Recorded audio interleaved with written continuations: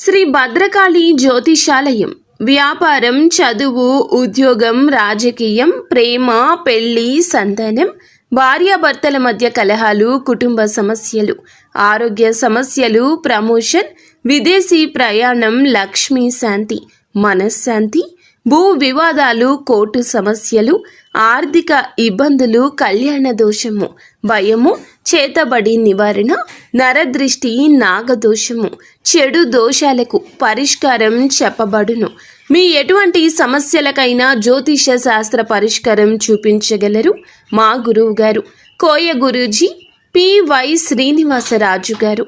స్త్రీ పురుష వశీకరణం చేయబడును. మీరు నమ్మకంతో మా గురువు గారికి ఒక్కసారి ఫోన్ చేయండి. Phone number 9502897246. జరగబోయేది ఇదే. జరిగేది తెలిస్తే ఖచ్చితంగా షాక్ అయిపోతారు మీరు. ఏం జరగబోతుంది, ఎటువంటి ఫలితాలు పొందుకోబోతున్నారు అనే సవివరాలు అన్నీ ఈ వీడియోలో తెలుసుకుందాము. వీడియో నచ్చితే లైక్ చేయండి. మరిన్ని వీడియోస్ కోసం మా ఛానల్ ని సబ్స్క్రైబ్ చేసుకోవడం మాత్రం మర్చిపోవద్దు. ఇక రాశి వ్యక్తిత్వం గురించి ముందు మనం తెలుసుకోవాలి. బంధాలకు, అనుబంధాలకు ప్రథమ ప్రాధాన్యత ఇస్తారు. మేలు చేసిన వ్యక్తులను ఎప్పటికీ మర్చిపోకుండా గుర్తుపెట్టుకుంటారు. కొత్త వ్యక్తులు ఎవరు పరిచయమైనా పాత స్నేహాలను, బంధుత్వాలను అస్సలు విడిచిపెట్టరు వీరు. క్రమశిక్షణతో నూతన విజయాల కోసం నిరంతరం ప్రయత్నిస్తూనే ఉంటారు. అయితే ఈ రోజున ఏప్రిల్ మాసం 13వ తేదీ మీకు ఆదివారం తిథి. ఈ రోజు మధ్యాహ్నం తర్వాత ఈ రాశి జీవితంలో జరిగేది తెలిస్తే ఖచ్చితంగా షాక్ అయిపోతారు.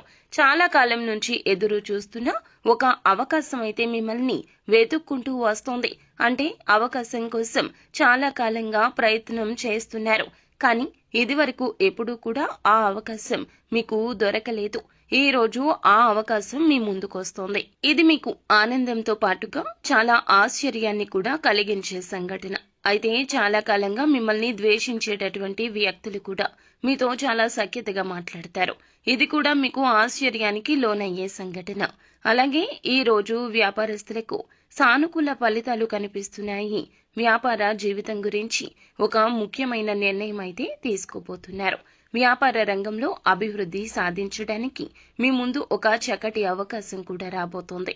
ఈ రాశి వ్యక్తులు చాలా కాలంగా నూతన వ్యాపార పెట్టుబడుల గురించి ఆలోచిస్తుంటే గనక వీరికి డబ్బులు కూడా సమకూరుతాయి. ఇక వీరికి సమస్యల వర్షం కనిపిస్తుంది. ఇక మీ కార్యాలయంలో మీరు చేసిన పని కారణంగా చక్కటి గుర్తింపు అయితే పొందుకుంటారు.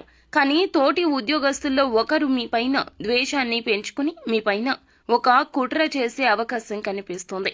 మిమ్మల్ని నలుగురు అవమానించడానికి వారు ప్రయత్నిస్తున్నారు. కాబట్టి ఈ అంశంలో మీరే జాగ్రత్త వహించండి.